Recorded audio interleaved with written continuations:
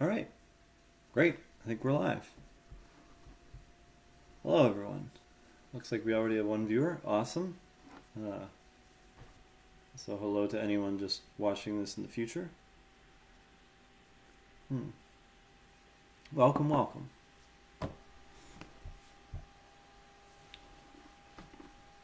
Nice, getting some viewers. Hello, everyone. Welcome.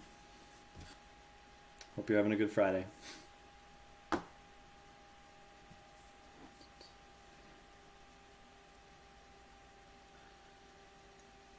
As usual, I'll wait a couple minutes before I get started, let people join. So if you're watching this video recorded, you can probably skip ahead a few minutes.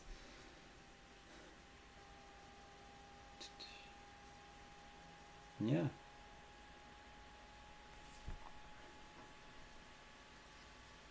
Welcome. Welcome. Hello.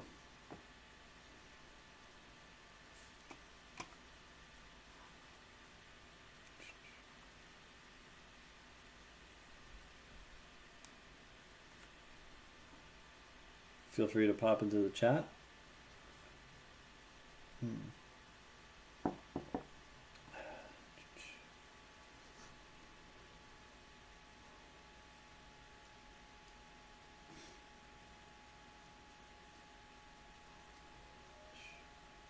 Just give it a couple more minutes. Sorry to my one viewer who's waiting. I don't know who it is.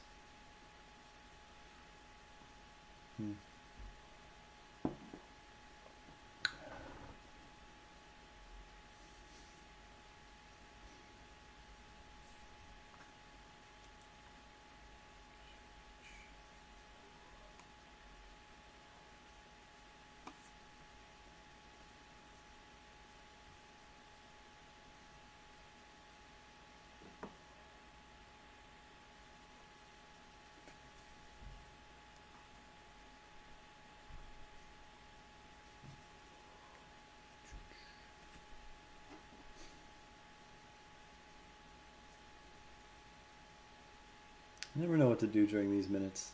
I want to give people time to join. In the meantime, I'll just wait.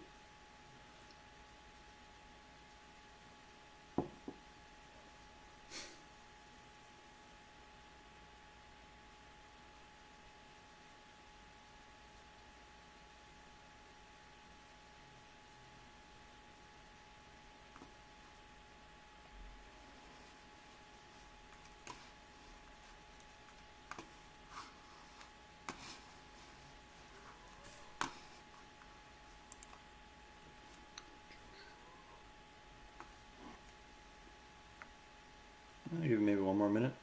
Oh, there you go. Getting a few viewers. Nice. Welcome. Welcome.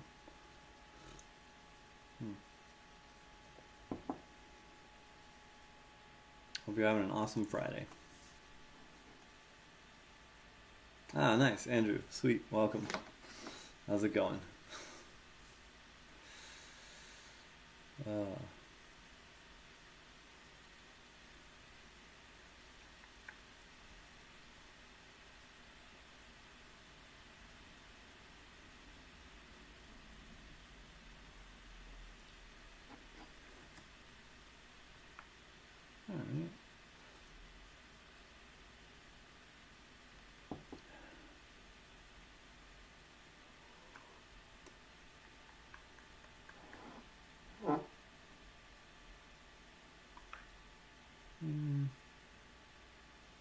There you go. 4 viewers. Welcome. Can't complain. Good. Good, Andrew. That is good. Alright. Well, pretty much 8:05. So, alright. Well, may as well get started. So, hello everyone. Welcome. Welcome to another episode or installation of Faith Fridays. So I had a plan for today.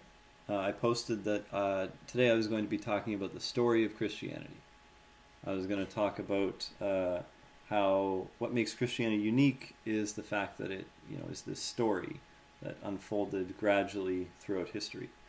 And that is a very interesting subject, and I'm going to talk about it, but not tonight.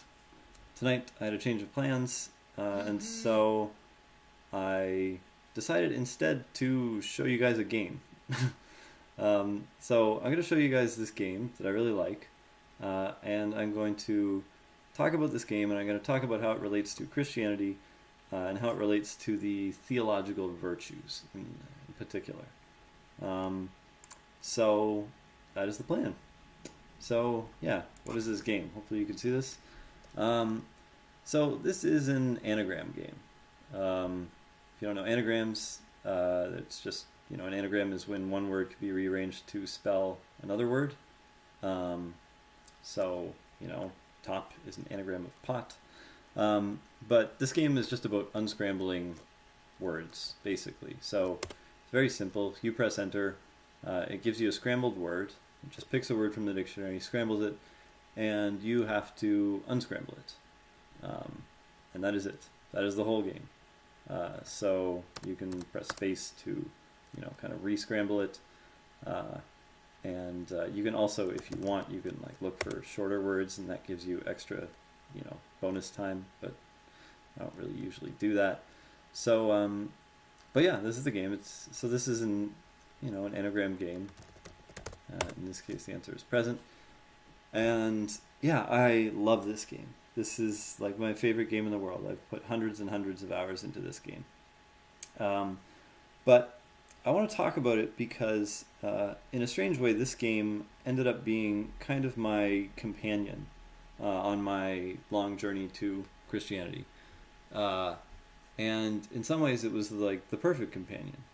I can't think of a more fitting game to accompany someone on a journey to Christianity.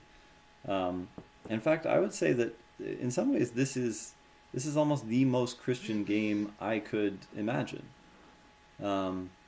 Which maybe sounds weird since it's just, an anagram game, but bear with me, I'll say what I mean by that. So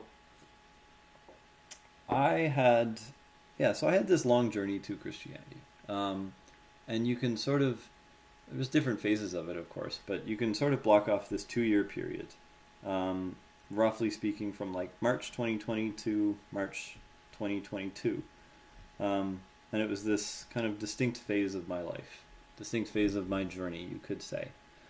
And I would describe that whole 2-year period as me kind of, not my journey to Christianity itself, but looking back, what it was a journey to, I guess, getting to a point where I could consider Christianity.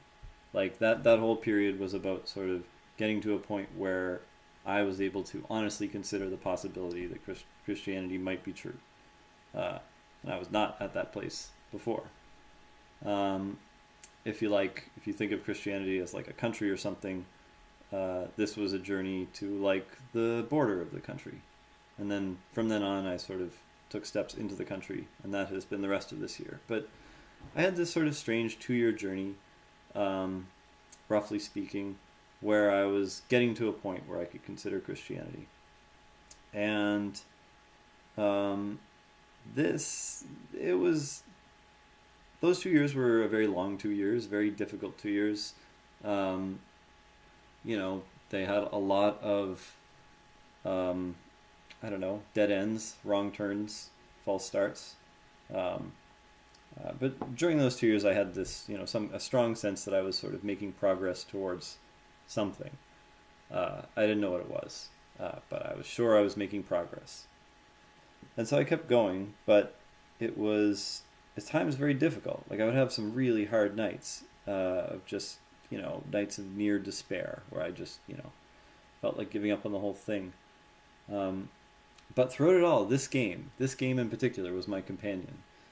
And so I would always turn to this game and play it. And in some ways, those 2 years were marked by this journey, but also by this game in particular. I think of them as the anagram years of my life.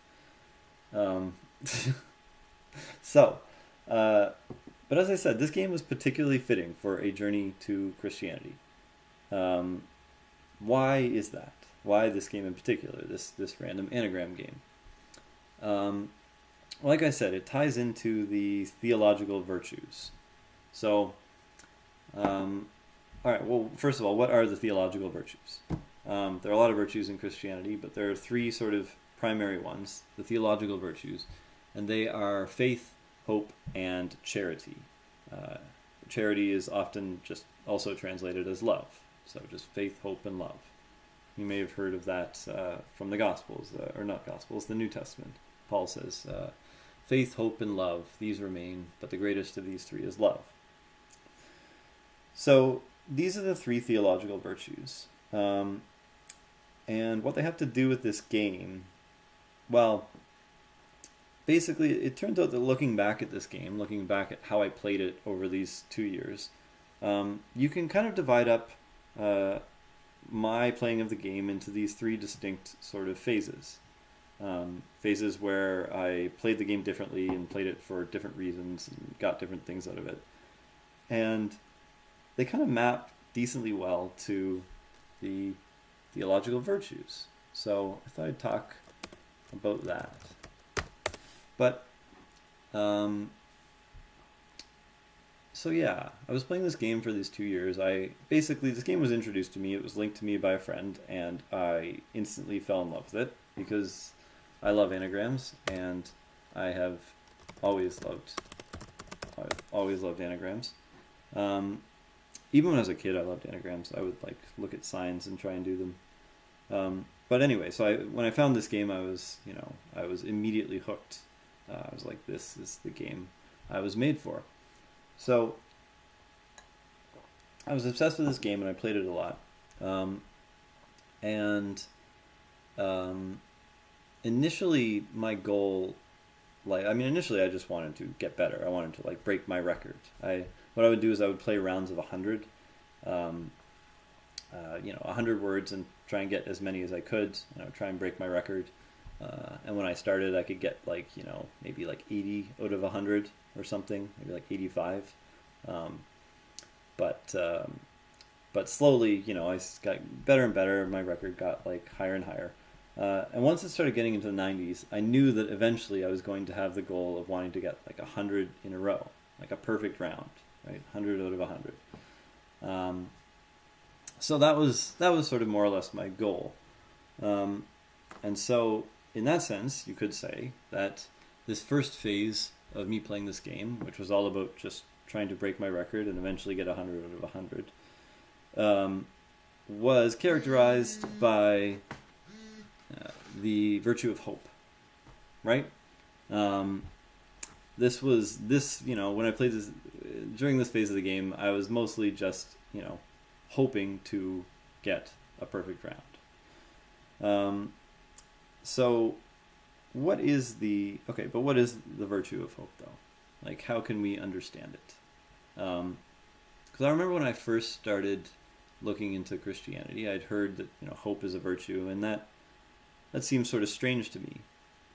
It's not necessarily obvious why hope should be a virtue, or even what is meant by hope exactly, right? In a general idea, we kind of get it. Okay, well, I hope that something happens, but what do we really mean by hope? What's actually going on there? And so, I would say, this is my understanding of hope, of course, but I would say hope is first and foremost a response to uncertainty. So it is sort of in our nature as humans, it is part of the human condition that we can more or less never be certain of anything. We, even the things that we are most confident about, there's sort of always this lingering little bit of uncertainty. We can never really be totally sure about almost anything.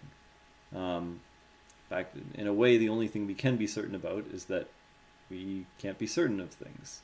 We have this strange state of certain uncertainty.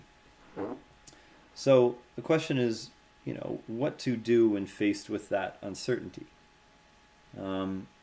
And the idea is that hope is the proper response to uncertainty. So if we have a situation where there is something that we want, some object that we desire, the object of our hope, that we do not currently have, we cannot know with certainty that we will be able to get it.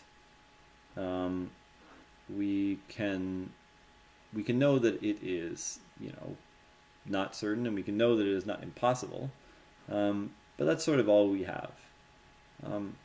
And so the sort of Christian claim is that we should respond to the situation with the virtue of hope, where hope is a kind of, you could say it's desire mixed with, sort of married to expectation. Maybe not certain expectation, but it is a desire for something that we don't have, and it's sort of paired with the sense of possibility, right? We can achieve this. And specifically in the context of, as a theological virtue, hope relates to the hope for heaven, of course, the hope for salvation, the hope that eventually we will be reunited with God, which is ultimately the root of all of our desires.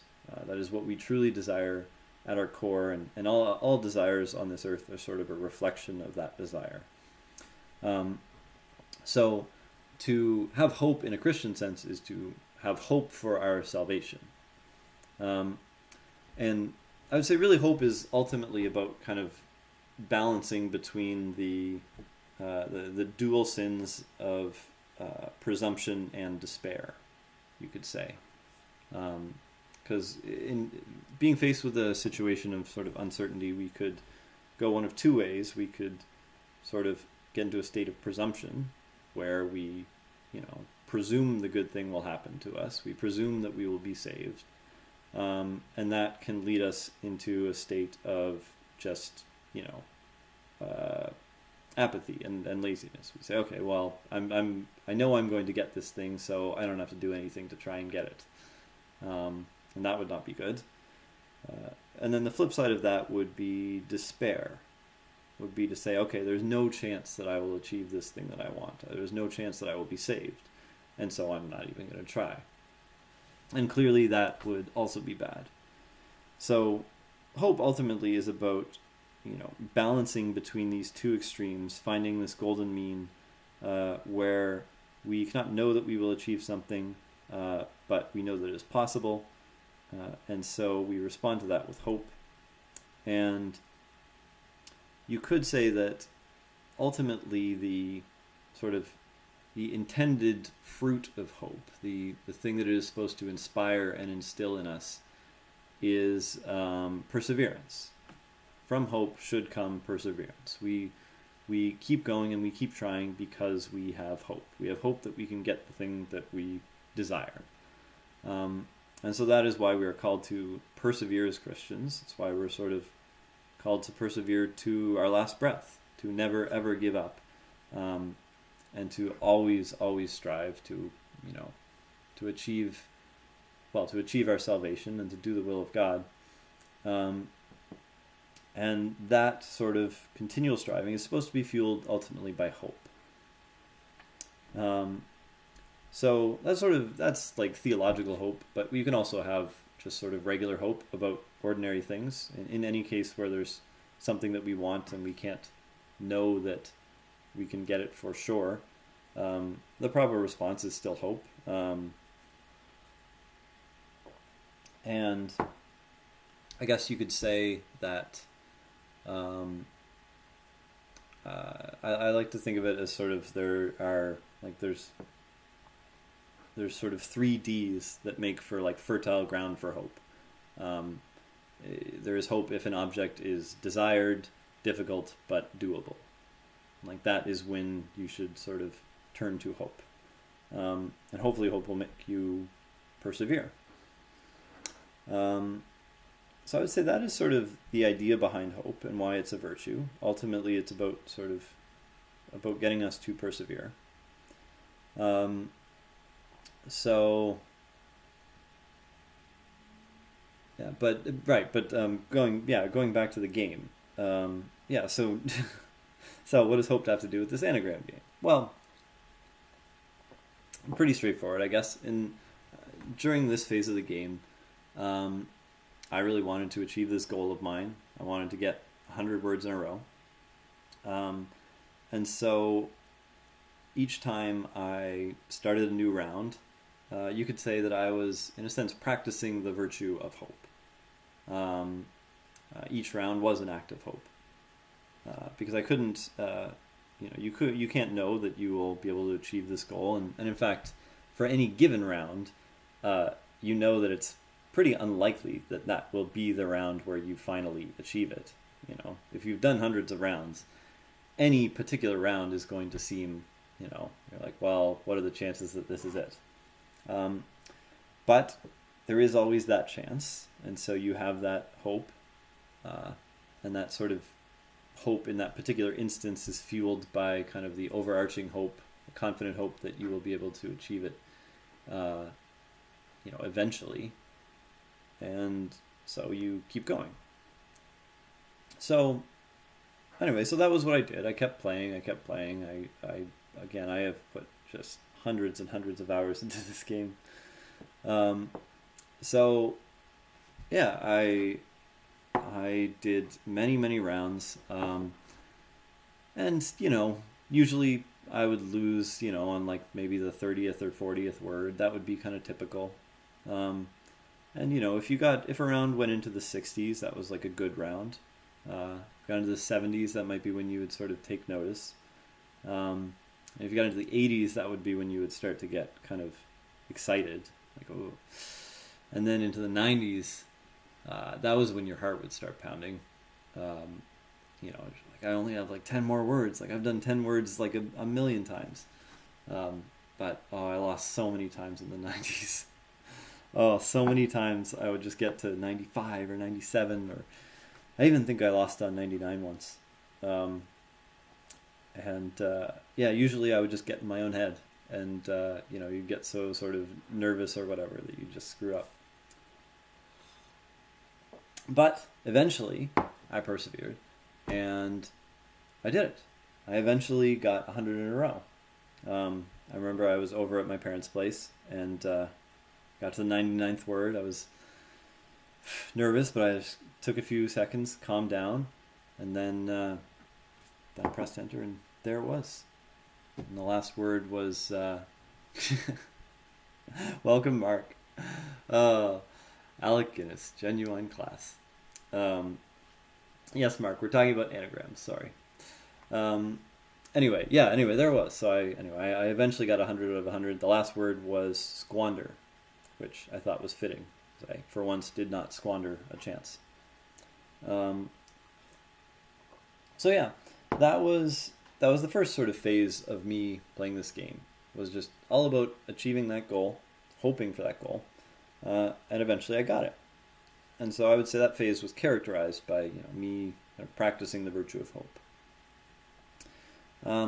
So from there, I kept playing. I did not stop playing this game. Like I said, I love it. But I didn't. I could have set another goal, but I didn't do that either. I just kind of started to play without any particular goal. Just playing and doing words. But what I started to notice, like this was sort of the second phase of playing. What I started to notice more and more was that a word would come up, and I would just be able to sort of see what the answer was. It would just sort of, come to me like at a glance, right? It would just pop up, and I'd say, oh, wait, what is this one? Actually, oh, raging. Sorry, that's not a great example, but wisest. There you go. Anyway, so yeah, more and more often I would notice that I would just sort of be able to see it at a glance. And so I kept playing. I sort of wanted to get better at that. At the start, the game was very sort of effortful and conscious. Like, to try and solve one, I would take a word like this, and I would sort of look at different groups of letters. I would say, oh, like there's an ing, so like that might be at the end, and I would sort of try different combinations of vowels and consonants and rearrange chunks, and it was all a very sort of conscious, effortful process. But eventually I would get to a point, but then every once in a while, I would notice that I could just sort of look at it and take it in at a glance and say, oh yeah, that's just exciting. And so this started, I sort of kept playing. This started happening more and more with more and more practice, as you might expect. But I would say this phase of the game sort of was about learning that skill, and I would associate it with the virtue of faith. So what is faith? What does faith mean? Well, I talked about this last week, so if you're curious, you can check out last week's video. But at least the way I think about the word faith is that faith is more or less a kind of trust. Faith is about trust. And in particular, I defined it as a justified trust in something that is beyond you or beyond your understanding. So the sort of paradigmatic example would be, putting your faith in God, who is obviously beyond you. But we can put our faith in a lot of things. At any time, if there's something beyond us in the sense that we can't, understand it, we can't comprehend it. If we can comprehend it, then we don't really need faith. We can just understand it. But if there's something beyond us, we have to put our trust somewhere. And so we might trust a doctor or something. Understanding medicine is beyond us, and so we put our faith, put our trust in doctors, but it is a kind of justified trust. It is not for no reason. It is not blind faith. It is justified trust in something beyond us. Anyway, so I would say the way that this sort of phase of the game relates to faith is that I started playing the game essentially. It started to become a game of faith. You could say a faith in this strange ability for the answer to just pop into my head, right?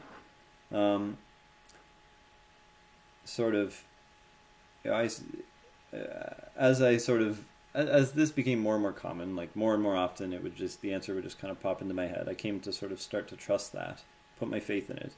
But of course I couldn't, it's not something you can understand.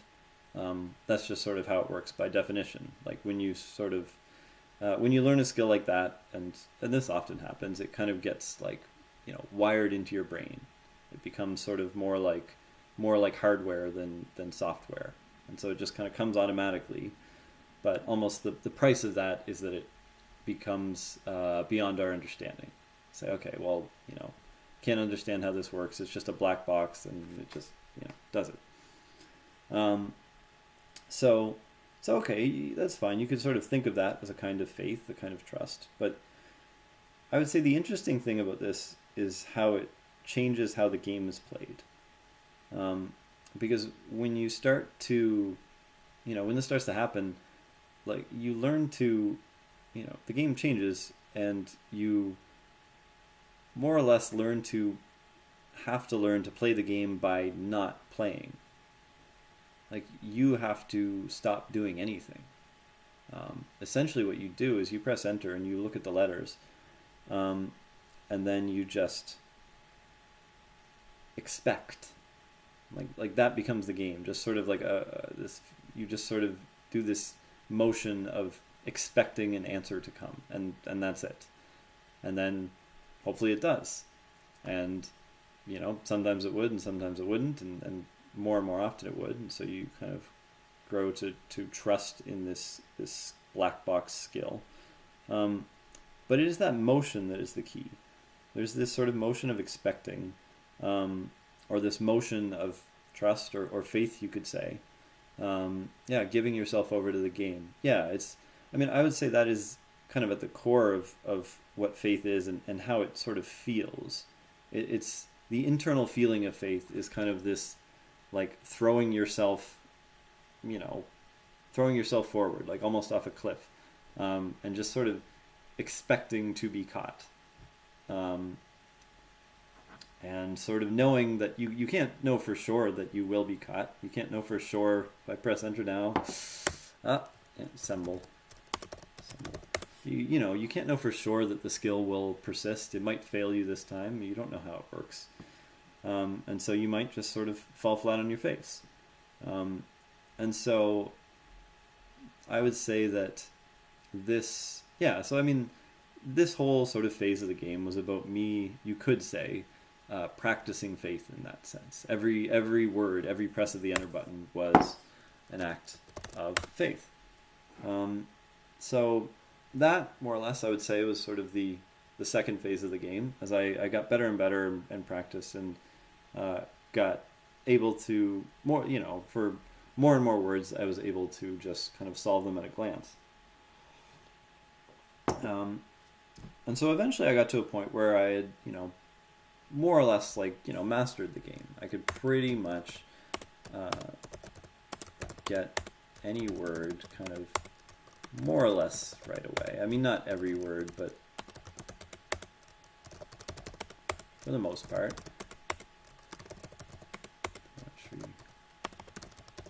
For the most part, I could get, pretty much any word. So I had kind of mastered the game. There wasn't much challenge left at this point. But still, I kept playing. Have I mentioned that I love this game? So I kept playing, but it sort of entered into, you could say, the third phase of the game. And so the third phase was sort of characterized by, the third theological virtue, which is love. So why love? Well, I mean, so for one, there was just sort of the obvious sense in which I just kind of, at this point, I was just playing the game for love. I loved this game, so I just kept playing it. But there is more to it than that. So I said that this game is sort of, in some ways, is a very fitting game to accompany someone on a journey to Christianity. And I said that it is, in some ways, the most Christian game I can imagine. So what do I mean by that? Like, why is it so Christian? Is it because of the faith or the hope stuff? Not really. I mean, that kind of goes for any game. In any game, you can set a goal for yourself and, hope that you will achieve it, and it will be hope that keeps you playing it. And in any game, you can kind of grow in skill, and eventually those skills get kind of wired in, and you grow to trust them and have faith. So that's kind of common to any game. But why is this game particularly Christian? Is it only looking back on the game that you're able to recognize the parallels between this game and your journey? Yeah, not at the time. At the time, I didn't think any of this. I just liked the game. But looking at it now, it fits incredibly well, and I don't think it was a coincidence that it was this game that, that I played as I went through my journey. But okay, so why is this game so Christian? Well, it in part is due to the fact, it has something to do with words, for one. So what is important about words? Well, first of all, words are, I love words. Words are something special. I have always loved words. I studied physics, and I always loved physics and math, but really my first love, my true love, has always been words. So I really love words. There is something very, very special about words. They are so strangely and mysteriously powerful and evocative. Just one word can sort of conjure up this vast ocean of connotations and memories and associations. I really, really love words, and I think we all do at some level. I think it's just part of being human to like words. But I think there is something deep there tied to Christianity in particular. So, Christianity, the word appears a lot in the Bible. It's a very central place, In the beginning was the Word, and the Word was with God, and the Word was God. And there's a lot of talk of the Word of God. And I think there's something very special about words in particular to Christians. When we look at God creating the universe in the first place, there is this mysterious sense in which God sort of spoke the universe into existence. That the universe itself, all of creation, is a word, the Word of God. We can't really understand what that means, but I think there's something there. It has something to do with why we love words so much and why we find them so powerful. Because I think when we say a word, or when we create a new word, I think what we're doing is sort of acting out some pale, echo or imitation of the act of creation that God did. Like, we humans cannot create in the same sense that God creates. Like, we can sort of take something that already exists and rearrange it into a new form. But only God can actually sort of create in a fundamental sense, like creating something from nothing. But when we speak a word, there's some sense in which we are almost summoning something into existence. We summon an idea or a concept or all of these associations sort of out of this strange Platonic realm of latent potentiality. We conjure something. And I think it's sort of, in a way, like the closest we can get to creation, to real creation, to God's creation, which was done when he sort of spoke things into existence. So yeah, okay. So there is something special about words, maybe. There's something that makes us love words and love language. So is that what makes this game Christian, though? Just that it's, like a word game? Are all word games Christian? Maybe, kind of, but that's not really the heart of it. What is it that makes this game particularly Christian? I would say it is the fact that every time you press enter, you are presented with letters, and what you know for a fact that there is a word hidden in there. In this case, you know that. And if that weren't the case, like say like 1 out of every 100 times or something, it wasn't actually a word, it just gave you random scrambled letters, you would destroy the game. You would lose the heart of the game. Why is it so important that there is a word? Well, what that means, if we as humans just love words, what that means is we are presented with letters in this game, and we know for a fact that there is something in them that we love. We know for a fact that somewhere in these letters is some word that we can love. And so when you look at it that way, what the game sort of reduces to is just being presented with some disordered mess, some scrambled, ugly thing, and finding in it the thing that you love. And, in some ways, like I said, it's hard to imagine a more Christian game than that. That is sort of at the heart of Christianity. Because, that's sort of what we are faced with every day. This is our challenge as Christians, is more or less this game exactly. We go through the world and we are presented with things, people and things, and a lot of times they are very hard to love, at least at first glance, right? They might be, people might be annoying or, negative or malicious or bitter or any number of things, right? They're not necessarily easy to love. But what we know as Christians, what we know with certainty, is that God does not create unlovable things. God creates only good things, only beautiful things.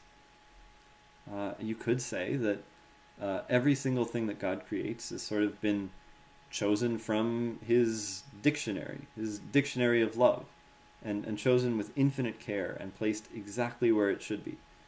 And so when we're going through the world and we encounter someone and we find it hard to love them, what we can know is that sort of behind that, disordered, maybe scrambled mess is something that we love, something lovable. And not something that lovable like we can love it, something that we can't help but love. So, in this sense, I would say that, this game has a very important lesson for us. I think that this game is presenting a challenge to us as Christians. That this is what we are supposed to do. We are supposed to look at someone and see not sort of the particular disordered state that they are in right now, but the beautiful, incredible, lovable word that they actually are at core.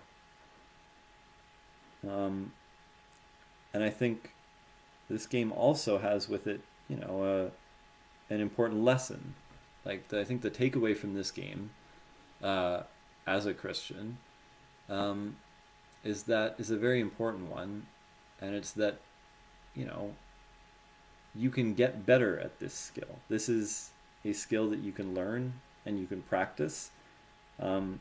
It's, not easy to start with. It's not necessarily too easy to see sort of the lovable core behind the mess at first glance, right? But it is there, and we can know it is there.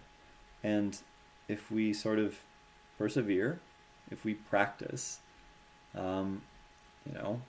if we encounter someone that seems hard to love and we just really make an effort, and maybe at first it's sort of this very conscious, effortful effort, like looking at a word and, trying to consciously, rearrange chunks of it, right? We look at this and we take different chunks and all effects.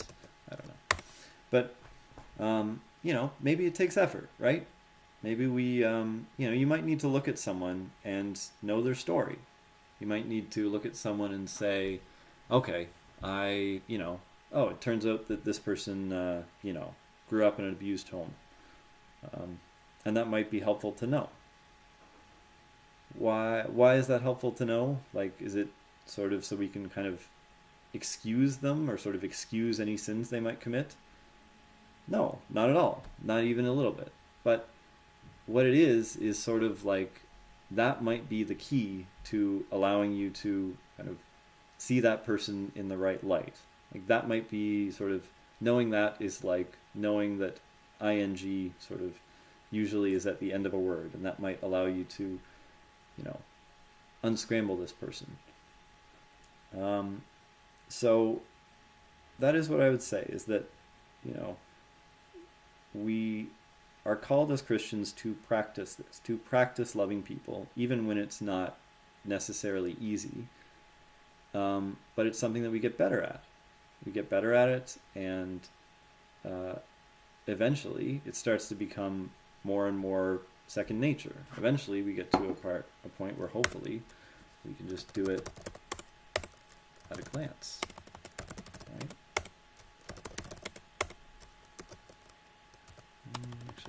Railway. There you go. Not always at a glance. comment. So the game is Christian because you have the confidence that what you're presented has the potential to be untangled into something that makes sense and is good. Yeah, exactly. We know that, we know that there is a good word hidden in there somewhere, and we just have to find it. Just as we know that, everything that God creates fundamentally is good.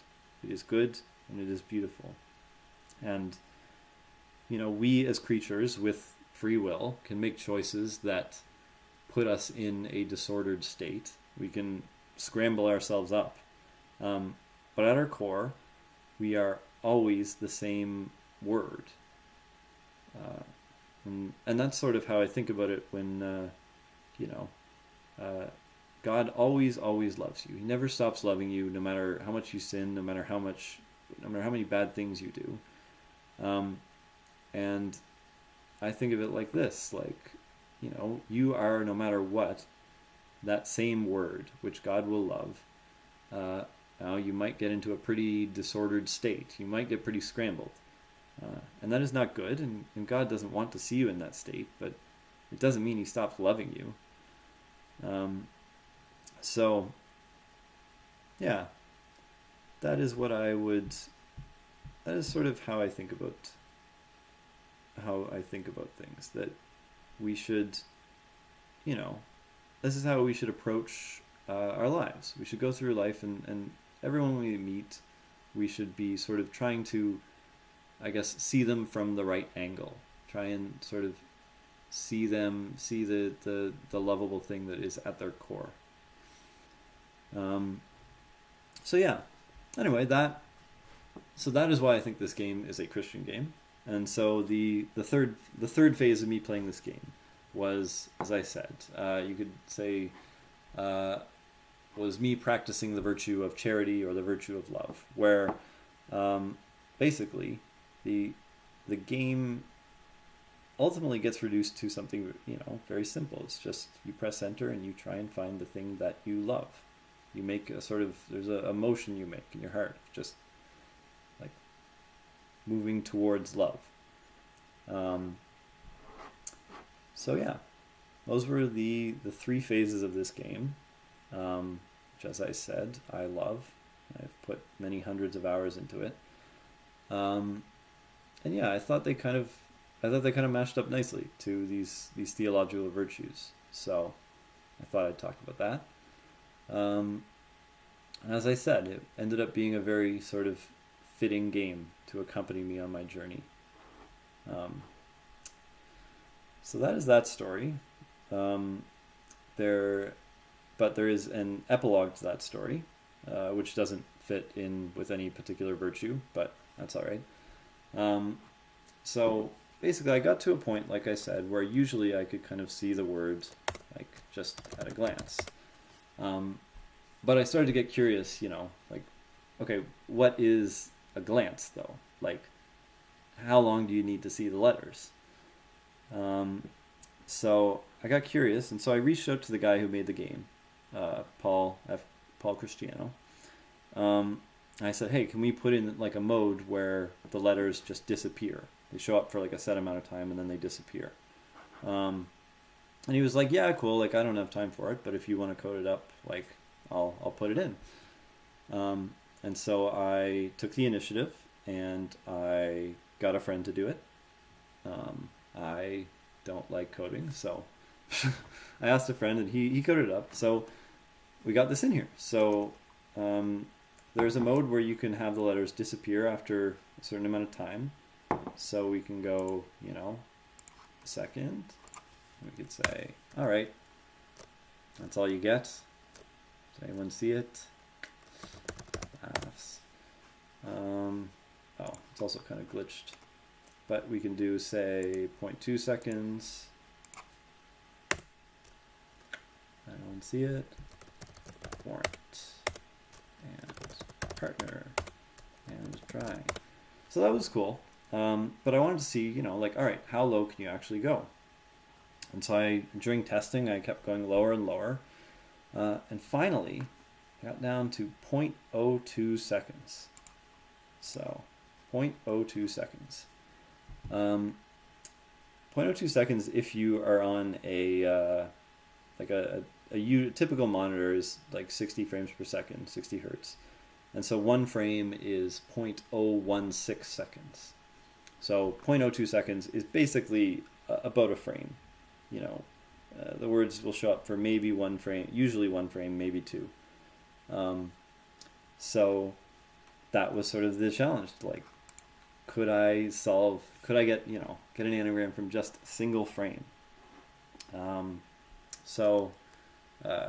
Here we might run up against the limits of like streaming tech. Like, I don't know if on your device it'll show up for like it's just one frame. So you might not see anything, but it should show up in the recording. So yeah, you should be able to go like frame by frame through the recording. So, all right, 0.02 seconds. And then it didn't show up at all. I didn't see that at all. Okay, let's try this again. Okay, existing. What was that? I don't know actually. Oh, richest. Okay, whoops. Paused. Yeah, I can't. It's what was that? Oh, deposits. Okay. Yeah, I don't get all of them with 0.02 seconds, but manager. Didn't see that at all. What was that one? List? No.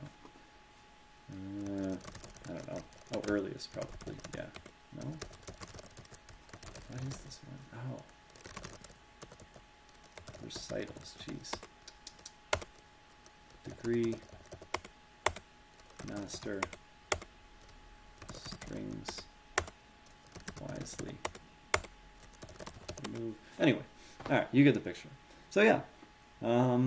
So 0.02 seconds. Can't always do it, and sometimes it doesn't show up at all. But more often than not, I can solve an anagram from a single frame. So yeah. So that, I guess, is the story of how I, by practicing the theological virtues, I taught myself to solve anagrams and solve them from a single frame, which, I don't know, I think is pretty cool. So there you go. And yeah, and I would say again, this game sort of offers a challenge to us as Christians. That we need to. This is how we should approach life. This boggles my mind. Yeah. Okay. So yeah, I don't know. That's all I really had for today. I kind of decided to switch to this on a whim and play this game and talk about virtues rather than do the Christianity story thing. So I don't have I have no miracle corner planned. Nothing else really planned. So I don't know. If anyone has any questions, happy to answer questions. I can do. Meantime, I'll just do anagrams. Yeah. Any questions, anyone? Shining. Falters. I almost faltered there. Producer. Package. Motion. Village. Readers. I just love this game. The great thing about this game is, like, your reward is just a stream of words. Beautiful words. Dearths. Dearth is a good word. Landing. Readers again. Concert. What's this one? Designer? Jeez. Prayers. Prayers. Very appropriate. Yeah, so, I don't know. Does anyone have any questions? I wonder how many viewers do I have right now? Alright, got a few viewers, yeah.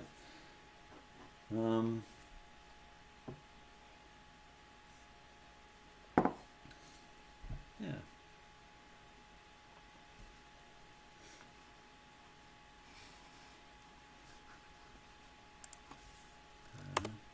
Stocks. Boutique. Genuine.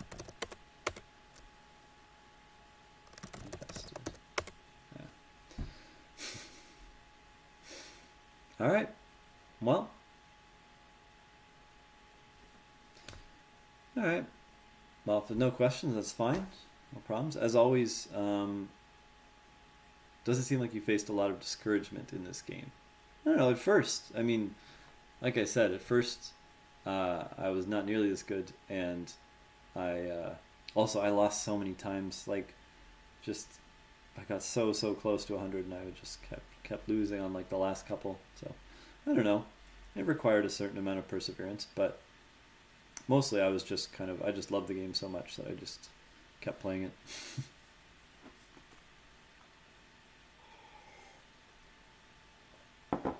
All right. Well, I guess that's it. Cool. Well, with that, I hope you all have a wonderful Friday, and God bless. Go out there and find the thing that you love. Good night.